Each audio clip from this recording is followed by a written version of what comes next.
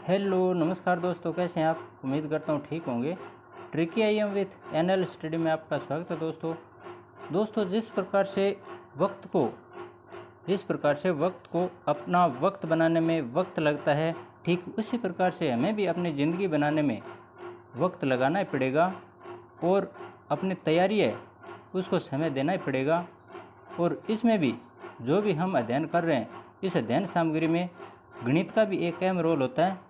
तो गणित विषय को भी हमें समय देना ही पड़ेगा, तभी जाकर ये हमारे समझ में आएगा। और आज हम इसी श्रृंखला में, गणित की श्रृंखला में, इस वक्त के बारे में, समय के बारे में और समय में जो कार्य किए जाते हैं उनके बारे में कुछ ज्ञान अर्जित करने की कोशिश करेंगे। इनसे संबंधित परीक्षा में किस प्रकार के प्रश्न पूछे जाते हैं, उन प्रश्नों को भी समझने का प्रयास करेंगे। और पूर्ण आशा है कि इस वीडियो को देखने के बाद, आज के बाद से आपके दिमाग में इस प्रश्नावली से संबंधित किसी प्रकार की कोई शंका मन में नहीं रहेगी। तो चलिए शुरू करते हैं समय एवं कार्य से संबंधित कुछ महत्वपूर्ण जानकारी अर्जित करने की, तथा साथ में किस प्रकार के प्रश्न पूछे जाते हैं उनका अभ्यास भी करने की। तो इस अध्याय से कोई भी प्रतियोगी परीक्षा है उसमें या तो प्रश्न पूछे जाते हैं व्यक्ति तथा कार्य से संबंधित, इतने व्यक्तियों ने इतने समय में कार्य किया, इस प्रकार के प्रश्न, या फिर नल एवं हौज से संबंधित। एक नल है, वो इतने समय में हौज को भर देता है या खाली कर देता है, उस प्रकार के प्रश्न। अथवा पाइप एवं टंकी से संबंधित प्रश्न, एक पाइप है जो टंकी को भरने में इतना समय लेता है, इस प्रकार के प्रश्न पूछे जाते हैं दोस्तों। यानी व्यक्ति एवं कार्य, नल एवं हौज, पाइप एवं टंकी से संबंधित प्रश्न पूछे जाते हैं। तो क्रम से हम एक एक करके इनके बारे में, कैसे प्रश्न पूछे जाते हैं, उनसे संबंधित जो भी नियम है उनको समझने का प्रयास करेंगे। तो चलिए सबसे पहले हम पहला नियम समझने की कोशिश करेंगे। यदि किसी व्यक्ति द्वारा, कोई व्यक्ति है, उसके द्वारा एक कार्य पूरा करने में x दिन का समय लगता है, तो व्यक्ति द्वारा एक दिन में किया गया कार्य 1/x होगा। एक दिन में किया गया कार्य का मतलब होता है उसका दैनिक काम, प्रतिदिन का काम, रोजाना का काम। कोई काम है जो 10 दिन में करता है पूरा, तो एक दिन में वह कितना कार्य कर सकता है, वह उसकी दैनिक कार्य क्षमता होगी। वह उसका रोजाना का काम होगा, वह उसका प्रतिदिन का काम होगा। उसको हम उसकी क्षमता भी कह सकते हैं, उसकी दैनिक क्षमता भी कह सकते हैं, उसकी कार्य क्षमता भी कह सकते हैं। तो ये कार्य क्षमता से संबंधित सबसे पहले प्रश्न ठीक इस प्रकार से पूछा जा सकता है, जो कि बहुत ही सरल ढंग से होता है। जितना समय लेता है पूरा काम करने में, उसका 1 में भाग लगा दो, वो उसकी दैनिक कार्य क्षमता आ जाएगी। जैसे ये प्रश्न देखिए, एक किसी कार्य को 15 दिन में पूरा करता है। कोई कार्य है जो एक कार्य है, उसको पूरा करने में 15 दिन का समय लेता है, तो उसका एक दिन का किया गया कार्य यानी दैनिक कार्य क्षमता क्या होगी। मैं यहाँ दैनिक कार्य क्षमता ये लिख नहीं रहा हूँ, बोल रहा हूँ। तो दैनिक कार्य क्षमता क्या होगी उसकी, पूरा काम एक है, उसको पूरा करने में कितना समय लेता है, 15 दिन। तो ये हर बना दो, 1/15। ये क्या पूछा है, एक किसी कार्य को 15 दिन में पूरा करता है, तो उसका एक दिन में किया गया कार्य कितना है, ये 1/15 कार्य है। क्या है ये, एक दिन का काम है। इस प्रकार से कोई भी व्यक्ति अगर 10 दिन में काम करता है तो उसकी दैनिक कार्य क्षमता क्या होगी, 1/10। कोई व्यक्ति किसी काम को 30 दिन में पूरा करता है तो उसकी दैनिक कार्य क्षमता क्या होगी, 1/30। यहाँ ध्यान रखने वाली बात यह भी है दोस्तों, अगर उसकी कार्य क्षमता 1/15 है, यहाँ हमने 1/15 उसकी कार्य क्षमता, दैनिक कार्य क्षमता ज्ञात कर ली है। अगर 1/15 उसकी कार्य क्षमता है तो पूरा काम करने में उसको कितना समय लगा, इसको उल्टा कर दो, 1/15 का 15/1 कर दो, यानी 15 दिन। इसी प्रश्न में आ चुका है। प्रश्न में देखिए, पूरा काम करने में 15 दिन का समय लगता है, तो कार्य क्षमता क्या आ गई, 1/15। अगर कार्य क्षमता 1/15 है तो पूरा काम 15/1 या 15 दिन। कहने का मतलब हर है उसको अंश बना दो, अंश है उसको हर बना दो। कार्य क्षमता और पूरा काम ये दोनों क्या होते हैं, विलोम होते हैं, ऑपोजिट होते हैं। अंश को अगर दैनिक कार्य क्षमता ज्ञात करनी है तो जो भी समय लगा उसको हर में ले आओ। 15 दिन लगे तो 15 हर में ले आओ। अगर 20 दिन लगे तो 20 को हर में ले आओ। अगर पूरा समय ज्ञात करना है तो जो कार्य क्षमता उसको चेंज कर दो। कार्य क्षमता मान लेते हैं किसी प्रश्न में 3/10 है। ये किसी व्यक्ति की कार्य क्षमता है। दैनिक कार्य क्षमता कितनी है? 3/10। तो पूरा काम करने में कितना समय लगेगा? सीधा सा कर दो इसको 10/3, इतने दिन लगेंगे। यहाँ 3/10 तो ये क्या है? 3/10 भाग लिख सकते हैं, 3/10 कार्य लिख सकते हैं। लेकिन पूरा काम करने में कितना समय लगा, तब हम 10/3 को हम क्या लिखेंगे? इकाई इसकी क्या होगी? दिन या घंटे या मिनट, यानी जो भी इकाई प्रश्न में पूछी गई है वो लिखेंगे। 10/3 ये तो है, भाग नहीं है, क्या है? दिन। 10/3 ये तो दिन, जबकि 3/10 क्या है? कार्य। इस प्रकार से दैनिक कार्य क्षमता और कुल समय, इसमें ऑपोजिट का संबंध होता है। 3/10 का 10/3 कर दिया। ये बात हमेशा ध्यान रखना इस प्रश्नावली में। अगला प्रश्न देखिए। यह प्रश्न पूछ सकते हैं किस प्रकार से? यदि किसी व्यक्ति द्वारा एक दिन में 1/x कार्य किया जाता है तो व्यक्ति द्वारा पूरा कार्य करने में कितना समय लगेगा? यही हमने पीछे पढ़ा था। वही क्या, एक किसी कार्य को अभी किया है, वही प्रश्न है। 2/5 भाग 10 दिन में पूरा करता है तो पूरा काम करने में कितना समय लगेगा? उसकी कार्य क्षमता कितनी है? हमें पूरा काम कितने दिनों में पूरा किया, कितने समय में पूरा किया, अब की बार ये पूछा है। तो पूरा काम करने में कितना समय लगेगा, जो भी उसकी कार्य क्षमता उसका उल्टा कर दो। उसकी कार्य क्षमता कितनी है? 2/5 है ना। सबसे पहले तो ये कार्य क्षमता इसी को लिख रहे हैं। जो भी कार्य क्षमता है उसका उल्टा कर दो, तब पूरा काम करने में समय लगेगा कितना, वो आ जाएगा। अभी हमने पढ़ा है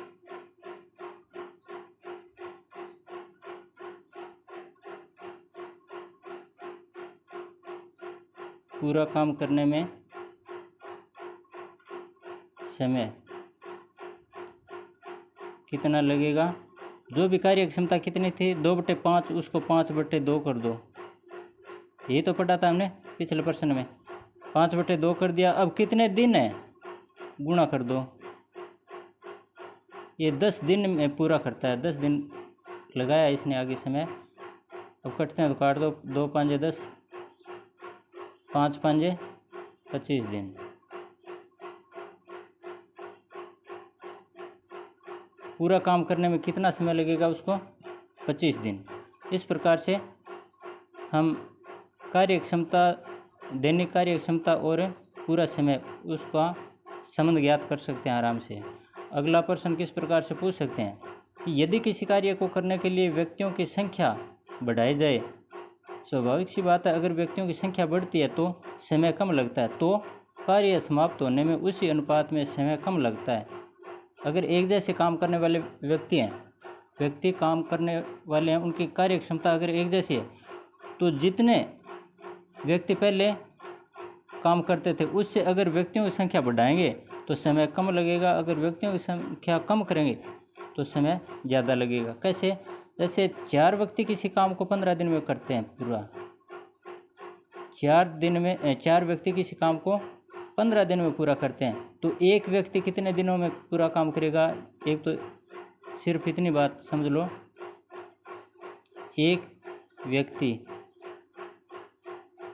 को कितना समय लगेगा?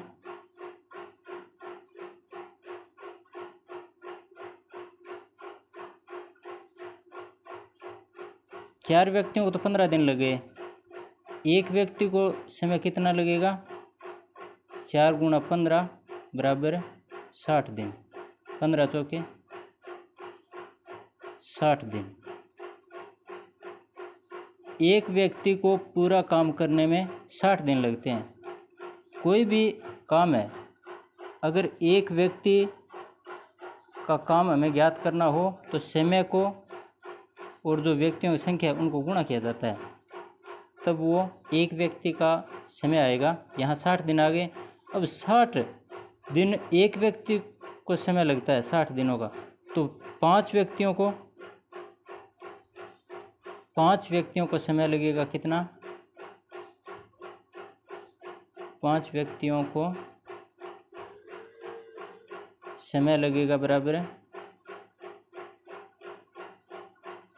60 में 5 का भाग लगा दो, बराबर 12 पंजे 60, अर्थात 12 दिन। अब देखिए 5 व्यक्तियों को 12 दिन, एक व्यक्ति को 60 दिन और 4 व्यक्ति, ये प्रश्न में दे रखा था ना, 4 व्यक्तियों को 15 दिन। तो जिस प्रकार से व्यक्तियों की संख्या कम हुई है तब दिनों की संख्या ज़्यादा हो गई। एक व्यक्ति था तब दिन 60 दिन, 5 व्यक्ति थे तब दिन 12 और 4 व्यक्ति थे तब दिन 15। तो यही इसमें बताया गया है कि अगर व्यक्तियों की संख्या बढ़ाई जाती है तो काम समाप्त होने का समय क्या है? कम लगता है। अगला प्रश्न देखिए, यहाँ आप 5 की जगह अगर 10 व्यक्ति मानते हैं तब कितना समय लगेगा? अगर यहाँ पूछ लेते हैं प्रश्न में कई बार कि 10 व्यक्तियों को कितना समय लगेगा, तब 60 में 10 का भाग लगा दो, 6 दिन, 10 छक्के 60। अगर 30 व्यक्तियों को कितना समय लगेगा ऐसा पूछा जाए तो 30 का भाग लगा दो, यानी एक व्यक्ति को जो समय लगा है उसमें भाग लगाना है, बराबर है 30 का भाग लगाएं तो 2 दिन। अगला नियम देखिए, यदि किसी व्यक्ति एक ही कार्य करने की क्षमता, हम पूरे अच्छे ढंग से पढ़ चुके हैं पहले प्रश्न में, कार्य करने की क्षमता क्या होती है, किसी अन्य व्यक्ति बी है उसकी कार्य करने की क्षमता की x गुनी है, 2 व्यक्तियों की तुलना आ चुकी है इसमें, तो बी से x गुनी है, तो किसी कार्य को पूरा करने में, कोई कार्य एक काम है उसको पूरा करने में ए को बी के समय का 1/x गुना लगेगा। इस नियम को हम समझने के लिए ये प्रश्न साथ में समझ लेते हैं, समझ में आ जाएगा। ये x और 1/x क्या है। जैसे बी किसी काम को पूरा करने में 10 दिन का समय लेता है, कितना? 10 दिन का, जबकि ए उसी काम को पूरा करने में, नहीं ऐसे नहीं है, बी किसी काम को पूरा करने में 10 दिन का समय लेता है, जबकि ए की कार्य करने की क्षमता बी से दुगनी है। ये तो पूरा समय लिया है बी ने, जबकि यहाँ लिखा है ए की कार्य करने की क्षमता बी से दुगनी है। तो बी से दुगनी का मतलब है ए की कार्य क्षमता भी हमें ज्ञात करनी होगी और बी की कार्य क्षमता भी हमें ज्ञात करनी होगी। पहले दोनों की कार्य क्षमता ज्ञात करेंगे। कार्य करने की क्षमता ए की क्या है? ए की दैनिक क्षमता, मैं सीधा क्षमता लिख रहा हूँ, ए की क्षमता, और यहाँ बी की क्षमता,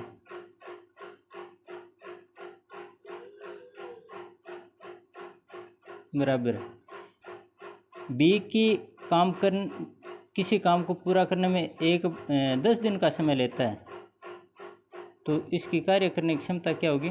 1/10 भाग। यहाँ देखिए ये पहली लाइन यहाँ से लेकर यहाँ तक सिर्फ इतना लिखा है मैंने, बी किसी काम को पूरा करने में 10 दिन का समय लेता है, इसका मतलब बी की कार्य क्षमता क्या होगी? 1/10 भाग या 1/10 काम। और आगे लिखा है कि ए की कार्य करने की क्षमता बी से दुगनी है। अब ए का जो काम करने की क्षमता थी 1/10, सॉरी बी की काम करने की क्षमता क्या थी? 1/10, इसका दुगना या इसकी दुगनी क्षमता किसकी है? ए की कार्य करने की क्षमता बी से दुगनी है, इसका मतलब 2 से गुणा कर दो तो ये क्या आ जाएगा? 2 से 10 कटते हैं, 2 का भाग 10 में 5 बार गया, बराबर 1/5। ये आ गया, 2 1 2, 2 5 10 कट गया ना, 1/5 ये किसकी क्षमता आ गई? ए की। अब सवाल हमारा आधा हो चुका है। ए की क्षमता 1/5, बी की क्षमता 1/10। अब इसने लिखा है आगे, तो बताओ ए को वही काम पूरा करने में कितना समय लगेगा। अब काम वही है, बी का काम 1 था, ए का काम 1, तो यहाँ कार्य क्षमता हमने पहले सवाल में पूरे अच्छे ढंग से पढ़ा था कि ए की कार्य क्षमता 1/5 है, तो पूरा काम करने में क्या समय लगेगा? इसको उल्टा कर दो, तो पूरा काम करने में ए को समय लगेगा, बराबर है ए को पूरा काम करने में समय लगेगा, यानी ए का समय बराबर है, कुल समय है ये कितना 5/1 उल्टा कर दिया बराबर 5 दिन। तो जो काम है ए 5 दिन में करता है, वही काम बी कितने दिनों में करेगा 10 दिन में। तो ये हमें ध्यान रखना, थोड़ा सा घुमाने की कोशिश करते हैं प्रश्न में, हमें घूमना नहीं है, सिर्फ ये लाइनें समझनी है। जैसे ये पहली लाइन यहाँ तक, फिर यहाँ से यहाँ तक, फिर आगे ये पूरा ए का पूछ लिया। अगला प्रश्न, यदि ए तथा बी किसी कार्य को भिन्न भिन्न समय में पूरा करते हैं, कई बार जरूरी नहीं है एक ही समय में पूरा करें, अलग अलग समय में पूरा कर देते हैं, तो उनमें निम्न प्रकार से अनुपात होगा, यानी ए का कार्य अनुपात बी का कार्य बराबर बी द्वारा लिया गया समय अनुपात ए द्वारा लिया गया समय, या ए बटा बी, पहले कार्य लिख देते हैं ए बटा बी, और फिर बी द्वारा लिया गया समय बटा ए द्वारा लिया गया समय, अर्थात बी बटा ए, पहले ए बटा बी फिर बी बटा ए, ऐसे भी लिख सकते हैं। ये बराबर लिखा है, तो पहले यहाँ ए है, यहाँ पहले बी, यहाँ पहले सी, बाएं पक्ष में पहले बाद में बी है, और दाएं पक्ष में बाद में ए। तो ये थोड़ा सा समानुपात अनुपात वाली तरह होगा। यदि ए तथा बी किसी कार्य को भिन्न भिन्न समय में पूरा करते हैं, तब इससे संबंधित प्रश्न कैसे पूछा जाता है। जैसे ये प्रश्न है, ए किसी काम को 15 दिन में पूरा करता है, बी उसी काम को 10 दिन में पूरा करता है। ए और बी, ये देखिए ए का कार्य और बी का कार्य, तो सबसे पहले हम इनका कार्य लिख लेते हैं, अनुपात के रूप में लिख लो या ए बटे बी के रूप में लिख लो। ए का कार्य कितना है 1/15 लिख लिया, बट्टे अनुपात है ना, ये अनुपात बटे बी का कार्य, बी की कार्य क्षमता क्या होगी 1/10, क्योंकि बी वही काम 10 दिन में पूरा करता है। अब बी ने 5 दिन कार्य करके छोड़ दिया, बी ने कितने दिन काम किया 5 दिन, पता है ना। यहाँ एक का कार्य है अनुपात बी का कार्य है, यहाँ मैंने लिख दिया एक का कार्य 1/15 और बी का कार्य 1/10 बराबर, ये लिखा है ना बराबर, बराबर का निशान लगा दिया। फिर बी द्वारा लिया गया समय, बी ने कितना समय लिया 5 दिन, बी ने 5 दिन काम किया है, इसको 5 या 5/1 लिख दो। और शेष काम ए ने कितने दिन में पूरा किया, ए का पता नहीं है हमें, ए को हम एक्स मान लेते हैं एक बार। ए ने कितना समय लिया यही ज्ञात करना है, तो बी द्वारा लिया गया काम 5 अनुपात है तो बटा, और ए द्वारा लिया गया समय कितना एक्स। अब तिरछा गुणा कर दो, 5 का गुणा 1/10 से और 1/15 का एक्स से, गुणा करने पर क्या होगा 1/15 गुणा एक्स, 1/15 का एक्स से गुणा करने पर x/15 आ गए, x/15 बराबर 5।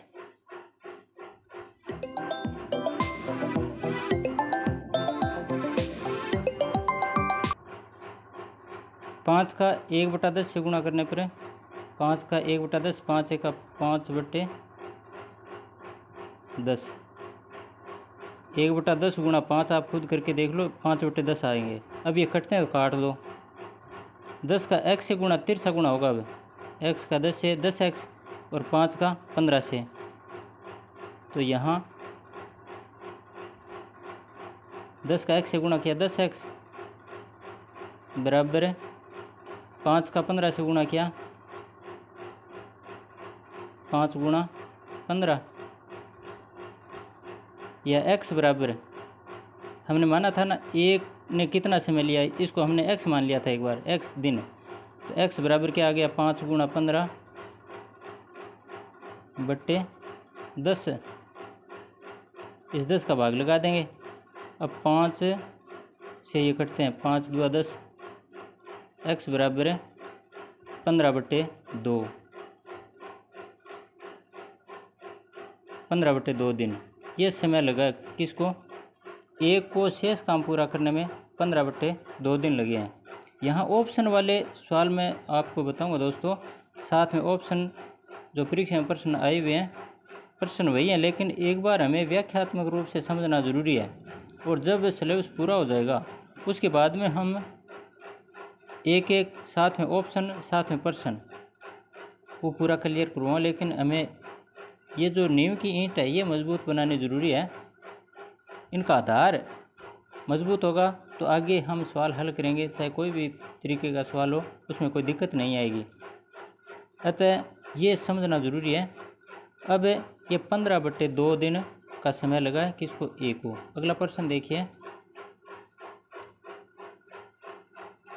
कई बार इस प्रकार के प्रश्न पूछ लेते हैं कि ए बी सी ने मिलकर 3 है, ये इन्होंने मिलकर 4 दिन में काम पूरा किया।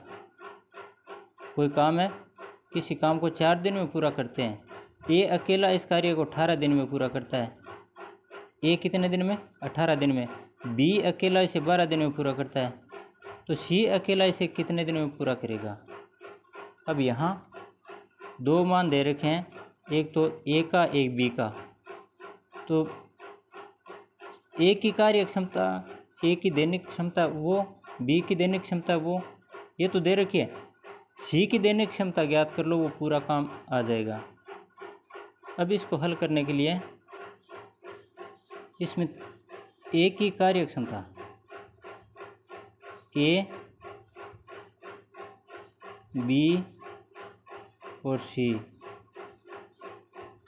सबसे पहले तो देखो ए बी सी तीनों मिलकर किसी काम को 4 दिन में करते हैं, तो तीनों ए प्लस बी प्लस सी यानी तीनों की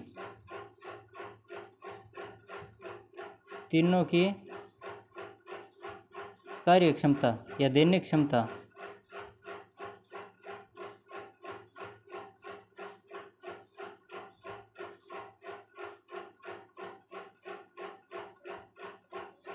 कितनी आएगी, 1/4।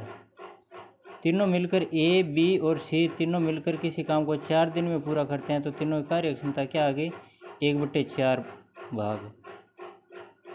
अब ए अकेला इस काम को 18 दिन में करता है, बी अकेला 12 दिन में करता है। यहाँ देखिए ए प्लस बी ये 2 दे रखे हैं, तो इन दोनों की कार्य क्षमता का अलग जोड़ कर देते हैं, और फिर जो तीनों की 1/4 है इसमें से ए बी सी तीनों की कार्य क्षमता 1/4 है, इसमें से घटा देंगे दैनिक क्षमता तीनों की, इसमें से ए और बी की जो दैनिक क्षमता है उसको जोड़कर घटा देंगे, तो सी की दैनिक कार्य क्षमता आ जाएगी। ए की दैनिक कार्य क्षमता क्या दे रखी है, 1/18। बी की 1/12, 18 दिन में पूरा काम करता है, तो 1/18 क्या आ गई, दैनिक क्षमता आ गई। 12 दिन में पूरा काम करता है, तो दैनिक क्षमता क्या आ गई, 1/12। तो यहाँ इन दोनों का जोड़ करके 1/4 में से घटा देंगे, तो क्या आ जाएगा, सी का मान आ जाएगा। यही करना है हमें, ए की दैनिक क्षमता प्लस बी की दैनिक क्षमता ये ज्ञात करो पहले।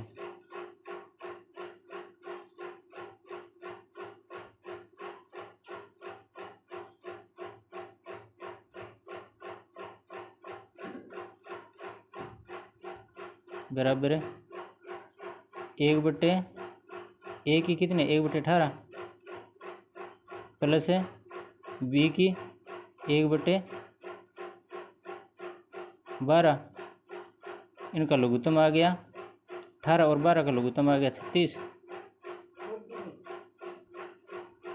36 में 18 का भाग लो, 18 2 36 प्लस 12 का 18 में भाग 3 बार, 3 का 3 बराबर 3 और 2 5/36 भाग। ये आ गया किसका, ए और बी दोनों की, ए प्लस बी की दैनिक क्षमता क्या आ गई, 5/36।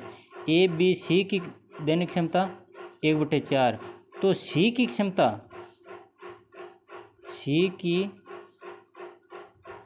क्षमता क्या होगी, बराबर जो तीनों का मान है 1/4 है, ये तीनों का है, इसमें से घटा देंगे ए प्लस बी इन दोनों को 5/36 को घटा देंगे। घटाने पर कितने बचेंगे? लघुत्तम आ गया 36।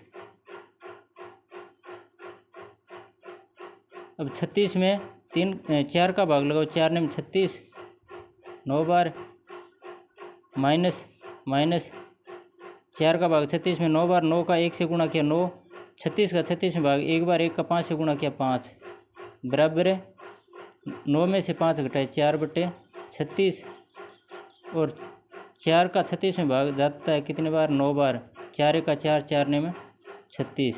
ये आ गई सी की दैनिक क्षमता। अब सी को पूरा काम करने में कितना समय लगेगा ये पूछा है ना। सी अकेला इस कार्य को कितने दिनों में पूरा करेगा? सी को कुल समय लगेगा बराबर है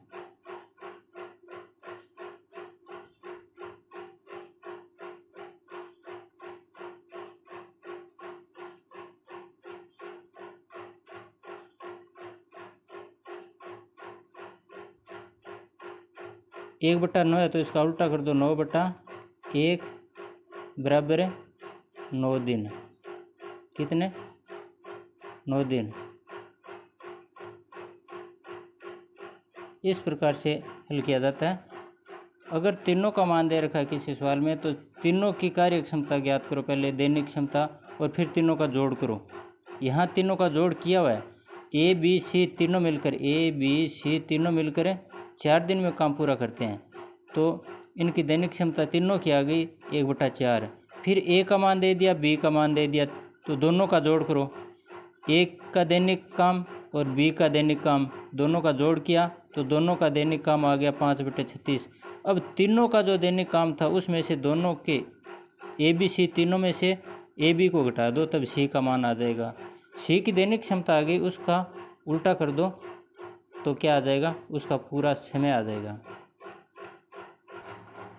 इसी प्रकार से अगला प्रश्न देखिए, 2 नल ए और बी एक हौज को 12 घंटे में भरते हैं। ए उसे 18 घंटे में भरता है अकेला, तो बी उसे कितने घंटे में भरेगा? ठीक उसी प्रकार का सवाल है। पहले ए और बी दोनों आ गए तो दोनों की दैनिक क्षमता ज्ञात कर लेंगे। ए प्लस बी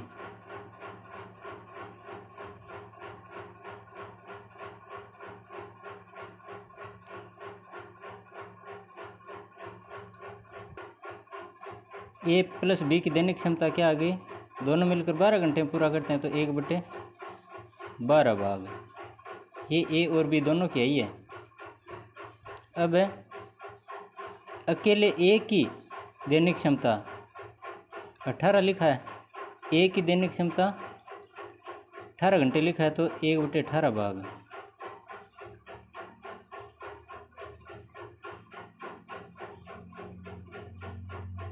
यहाँ मैंने दैनिक लगाया है, इसको आप इकाई के रूप में देखना है। दिन होते हैं तो दैनिक और घंटे होते हैं, तो यहाँ कार्य क्षमता घंटे के रूप में समय का मानक है। ये कार्य क्षमता यहाँ दैनिक नहीं आते, लेकिन मैंने समझाने के लिए दिन हो चाहे घंटे हो चाहे मिनट हो, समय मापने की जो इकाई है वो लिखनी है। यहाँ 1/12 भाग है और 1/18 भाग, ये तो दोनों की, ये सिर्फ ए की। अब बी की कार्य क्षमता क्या होगी? बी की अकेले की कार्य क्षमता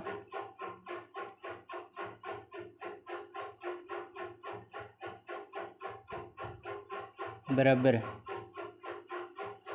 जो दोनों का है मान 1/12, इसमें से घटा दो ए की क्षमता 1/18, लघुत्तम आ गया दोनों का कितना? 12 और 18 का लघुत्तम आता है 36।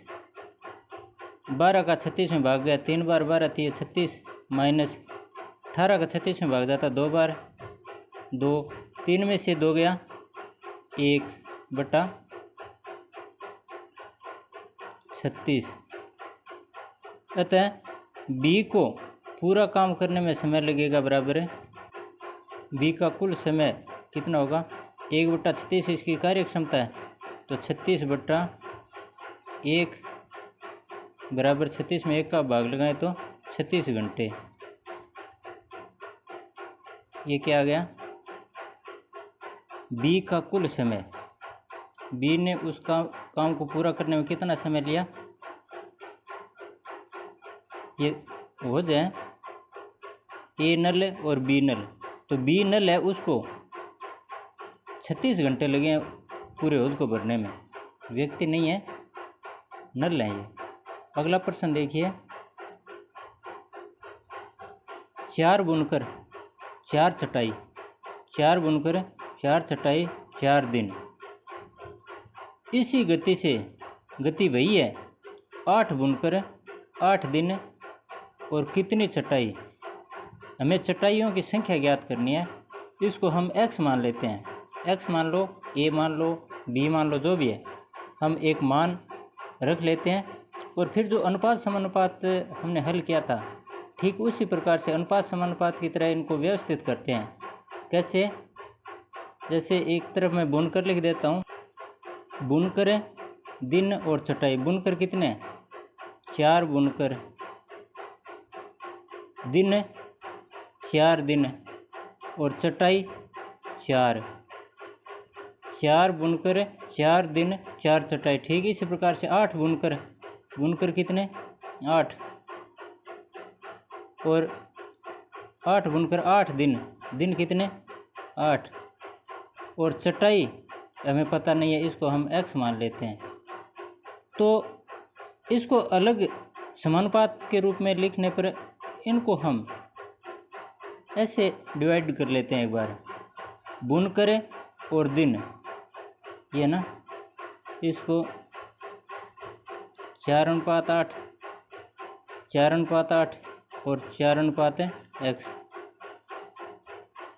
इनको व्यवस्थित करने के लिए 4:8 और फिर ये 4:8 4:8 ये तो आ गया पहले।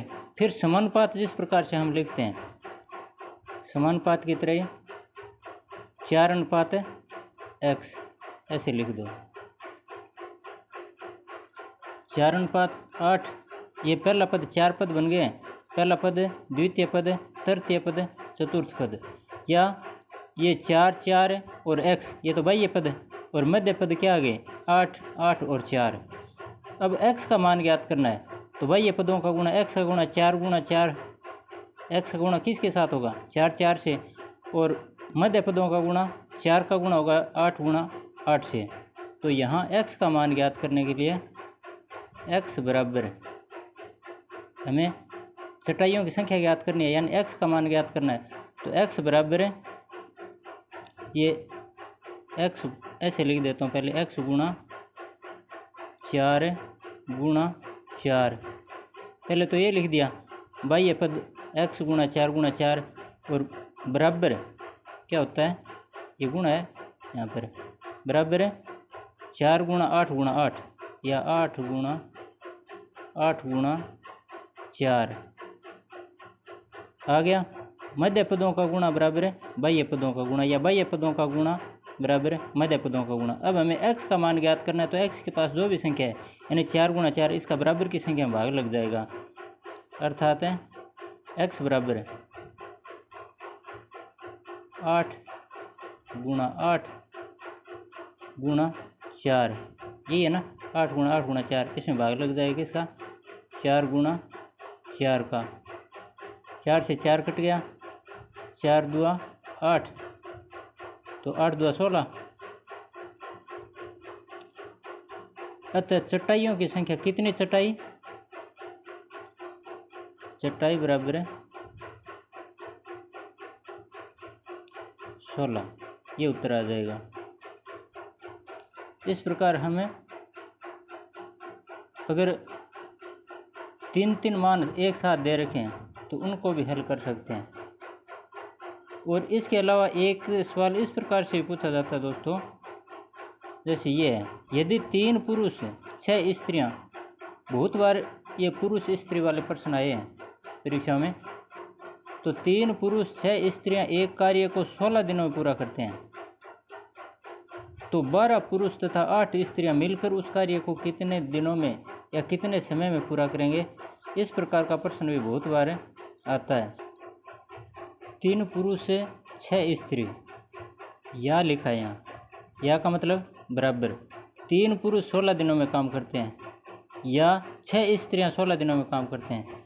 कहने का मतलब है पुरुष या स्त्री कोई एक इकाई हम मानकर चलते हैं, दोनों को या तो स्त्री में रखो या फिर पुरुष में रखो, यानी स्त्री या पुरुष दोनों में से एक इकाई रखते हैं, तो पुरुष और स्त्री दोनों बराबर हैं।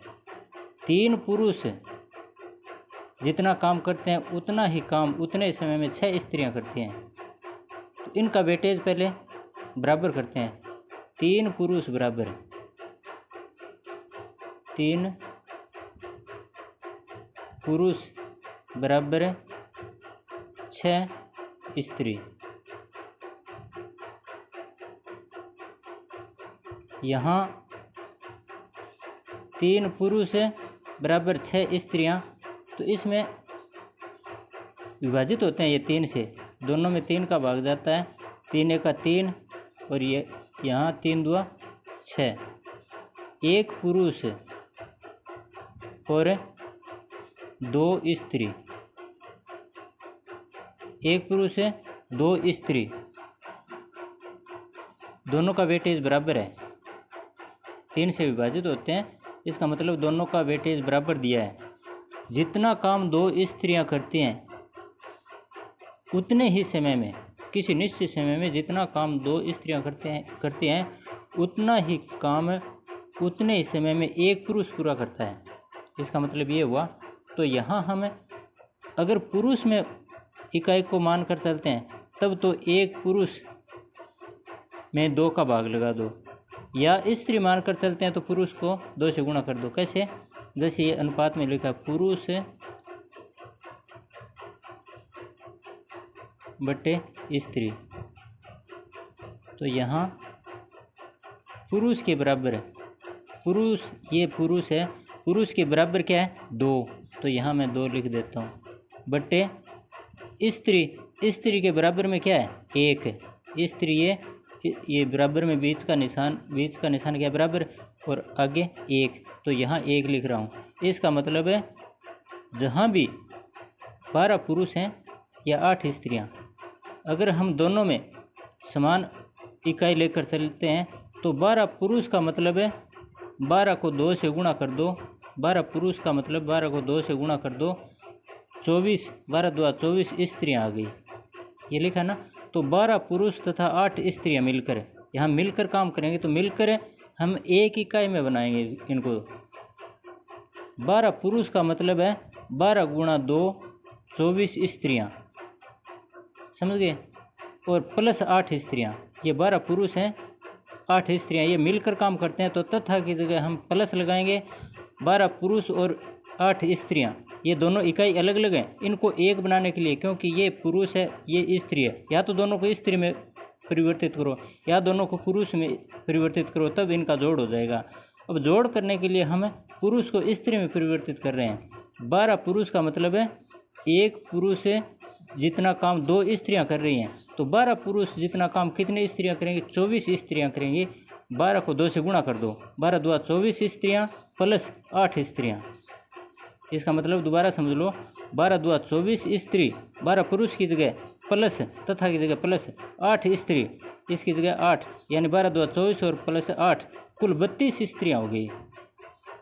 इसमें इनका मान ज्ञात करने के लिए, इनकी क्षमता ज्ञात करने के लिए, क्योंकि दोनों मिलकर काम करते हैं, तो 12 पुरुष प्लस 8 स्त्रियाँ, 12 पुरुष हैं, इसका मतलब 12 दूआ 24 स्त्रियाँ होगी। 12 पुरुष जितना काम 24 स्त्रियाँ करती हैं प्लस 8 स्त्रियाँ, दोनों का जोड़ करना है, क्योंकि मिलकर 8 स्त्रियाँ, तो 8 स्त्रियाँ कुल मिलाकर 24 और 8 32 स्त्रियाँ होगी। 32 स्त्रियों को काम करने में कितना समय लगेगा, ये पूछा है इसमें, कितने समय में पूरा करेंगी।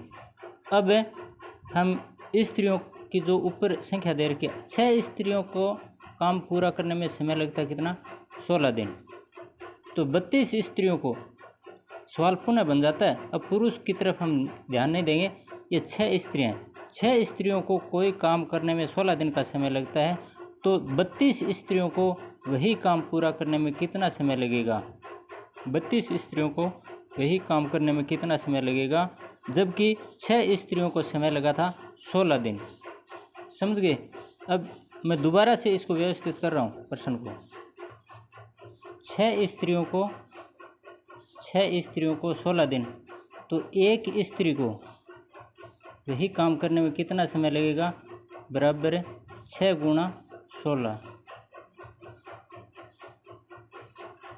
और 32 स्त्रियों को, 6 स्त्रियों को किसी काम को पूरा करने में 16 दिन का समय लगता है, तो एक स्त्री को पूरा काम करने में 6 गुणा 16, 6 का 16 से गुणा कर दो, 16 छके 96 दिन, बराबर 96। और 32 स्त्रियों को वही काम पूरा करने में कितना समय लगेगा? बराबर 96 बट्टे 32 बराबर कितने होते हैं? 32 तिये 32 दूआ 64, 32 तिया 96, 3 दिन। तो 32 स्त्रियों को वही काम पूरा करने में कितना समय लगेगा? 3 दिन। तो इस प्रकार से भी कई बार प्रश्न पूछ लेते हैं दोस्तों। दोबारा देखिए, ये प्रश्न 3 पुरुष 6 स्त्रियां, कोई दिक्कत नहीं है। या लिखा है बीच में, या का मतलब बराबर 3 पुरुष या 6 स्त्रियां, तो दोनों को एक इकाई में परिवर्तित कर लेते हैं, क्योंकि यहाँ 12 पुरुष और 8 स्त्रियां दोनों मिलकर काम कर रही हैं। इसलिए या तो दोनों को पुरुष में डिवाइड करो या दोनों को स्त्रियों में डिवाइड करो। हमने यहाँ स्त्रियों में डिवाइड कर लिया है, क्योंकि पुरुष में 12 पुरुष का मतलब है दुगना काम हो रहा है। 3 पुरुष और 6 स्त्रियां ये बराबर हैं। इसका मतलब 3 पुरुष जितना काम करते हैं उतना ही काम पूरा करने में स्त्रियां 6 लगती हैं। तो दुगने स्त्रियों की संख्या दुगनी हो रही है। 12 पुरुष का दुगना क्या होगा? 24 स्त्रियां, और प्लस 8 स्त्रियां, कुल मिलाकर 32 स्त्रियां बन रही हैं। 12 पुरुष का मतलब 24 स्त्रियां हो गई, तो कुल 32 स्त्रियां। अब 6 स्त्रियों को, ये लिखा है ना, 6 स्त्रियों को काम करने में 16 दिन लगते हैं। 6 स्त्रियों को काम करने में 16 दिन लगते हैं, तो एक स्त्री को काम करने में कितना समय लगेगा? 6 को 16 से गुणा कर दो, 16 छके 96 दिन। तो बताओ 32 स्त्रियों को मिलकर काम करने में कितना समय लगेगा? 32 का 96 में भाग लगा दो, 32 तिये 96, यानी 3 दिन का समय लगेगा। इस प्रकार से दोस्तों हमने ये समय और काम या समय एवं कार्य से संबंधित प्रश्नावली है ये पूर्ण कर लिया है। इनसे संबंधित प्रैक्टिस सेट हम आगे और हल करेंगे। आज के लिए बस इतना ही। धन्यवाद। जय हिंद।